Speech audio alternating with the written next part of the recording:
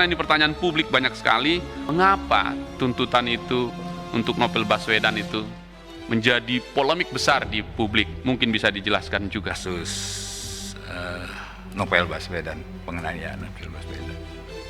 Ini juga menjadi evaluasi kami, Pak, karena kita kan saya tidak menyalahkan juga jaksanya. Karena jaksa biasanya nih, jaksa ini menuntut berdasarkan fakta di persidangan. Nah, nanti akan kami evaluasi juga kenapa jaksa sampai menuntut demikian. Karena itu tidak sampai saya penuntutannya, tapi akan saya minta nanti evaluasi lagi. Kenapa?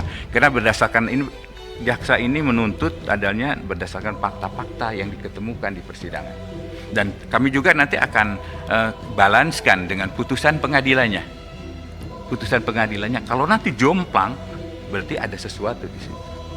Tetapi nanti kalau ada balan, artinya pertimbangan jaksa juga digunakan oleh pertimbangan hakim. Jadi kita akan melihat nanti hasil dari putusannya dan pasti kami evaluasi. Saya masuk ke kasus Jiwasraya ini. Pertama, kita mengapresiasi karena perkembangannya dari 6 tersangka kemudian bertambah lagi 14 menjadi 20.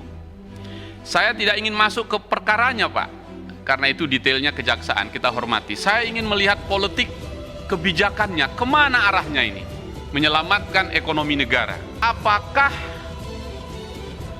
pada posisi Jiwasraya ini kebijakan kita, kebijakan Kejaksaan Agung untuk menuntaskan ini masih ada episode berikutnya?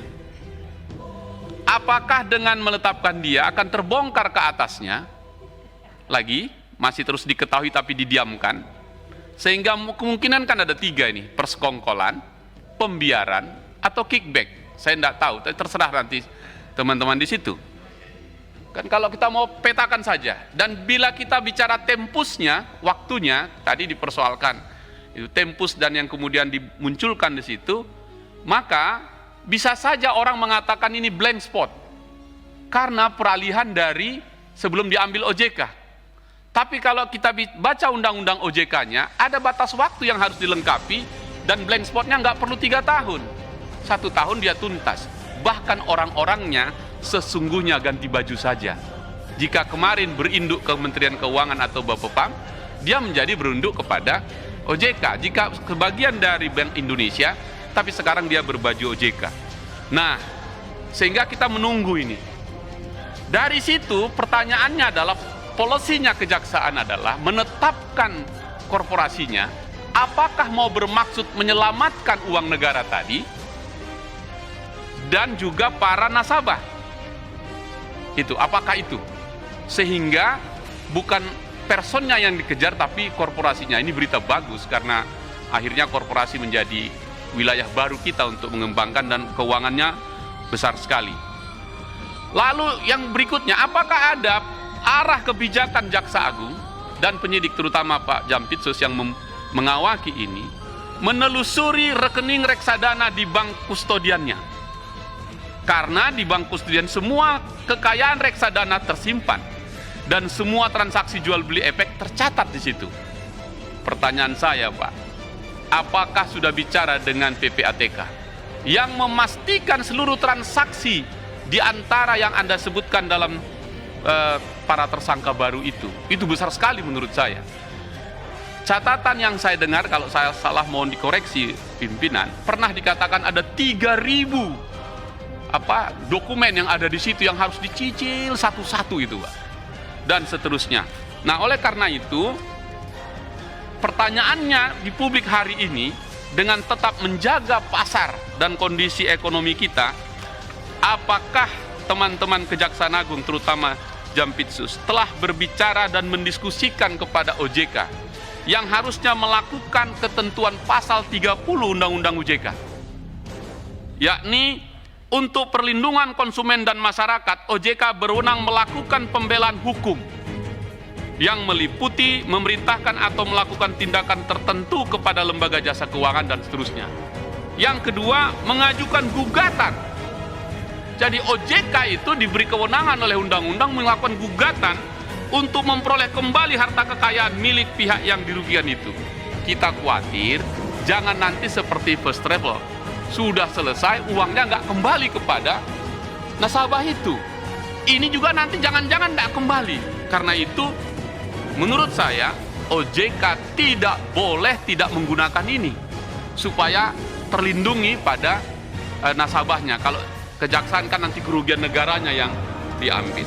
Pada waktu kami tanggal 20 di sini, kami sampaikan bahwa perkara asuransi jiwa ini, jika seandainya pengawasan itu berjalan dengan benar, ini tidak akan sebesar ini terjadinya.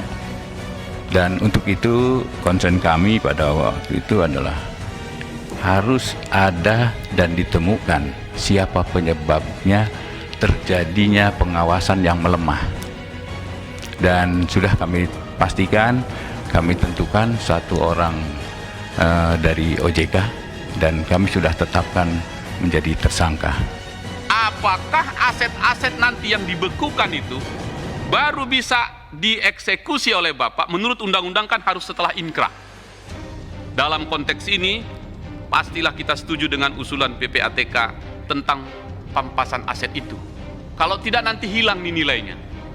Nah, oleh karena itu kami memberi dukungan penuh kepada Kejaksaan Agung untuk mulai mengejar dan memaksimalkan aset negara ini, apalagi kita sudah mulai dengan kasus Jiwasraya ini. Besar sekali angkanya. Terakhir, nasib ganti rugi terhadap dana nasabah yang sudah saya sampaikan tadi. Jadi, kalau 15 Januari Jiwasraya memastikan pembayaran dana nasabah dicicil, kita mendengarkan itu. 12 Februari, Forum Korban Jiwasraya menemui OJK untuk menuntut pembayaran dana mereka. Lalu OJK merespon tidak memiliki wewenang untuk mengganti rugi dana nasabah dalam kasus Jiwasraya. Dalam konteks ini tadi saya minta Jaksa Agung untuk berdiskusi dan meminta OJK menggunakan pasal 30-nya. Sungguh tidak layak kalau OJK mengatakan tidak punya wewenang. Bahkan dia diwajibkan untuk melakukan gugatan ganti rugi itu untuk para nasabahnya. 31 Maret 2020 Jiwasraya baru membayarkan dana sejumlah 470 miliar kepada 15.000 nasabah polis tradisional.